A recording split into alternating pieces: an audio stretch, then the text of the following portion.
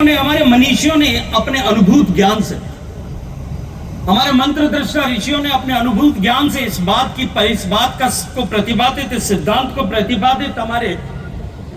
भारतीय ज्ञान परंपरा में किया था। और उसीलिए उन्होंने ये विद्यादान का एक काल समाप्त होने के इस अवसर को दीक्षांत की संज्ञा दी। जिस दीक्षा के लिए आपने इस विश्वविद्यालय में प्रवेश किया था, जिस हेतु को लेकर के प्रवेश किया था, वो हेतु शायद समाप्त हो गया है, वो अध्याय शायद पूरा हो गया है, लेकिन शिक्षा का कभी अंत नहीं होता। इसलिए इसको शिक्षांत की जगह दीक्षांत का समारोह, ऐसी संज्ञा हमारे तैत्तरीय उपनिषद में दी गई। जीवन पर्यंत हम सबका विद्यार्थी भाव बना रहे। अभी यदि जैसा आदरणीय प्रोफेसर रामचरण कह रहे, और मैं जब रामचरण साहब के शब्दों को सुन रहा था, मैं मंत्रमुग्ध होकर के सोच रहा था कि उन्होंने जो कुछ मुझे कहना था, जो कुछ मैं सोच रहा था, उसमें से अधिकांश विषय उन्होंने आप सबके सामने रखा है। मेरा वजन कुछ हल्का हो गया, लेकिन निश्चित ही मैं आज फिर एक बार जिम्मेदारी के साथ मैं आप सबको कहूंगा,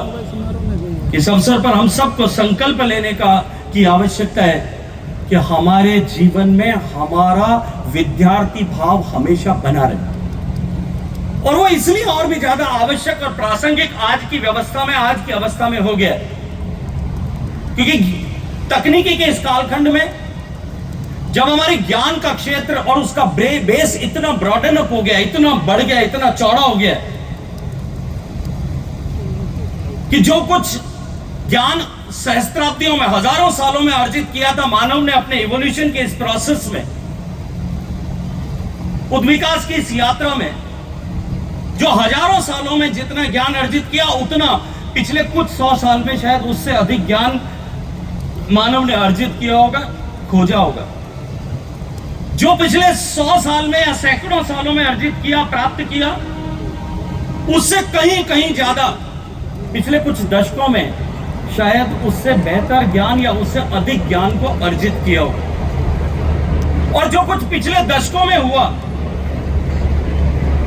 आज प्रतिवर्ष या प्रति माह देखें कि उससे बहुत सारे नए अन्वेषण, नई खोज, नए ज्ञान इस धरती पर जब अब अन्वेषित हो रहे हैं,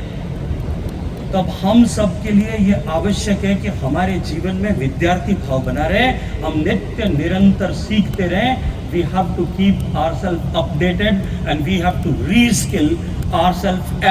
each and every day.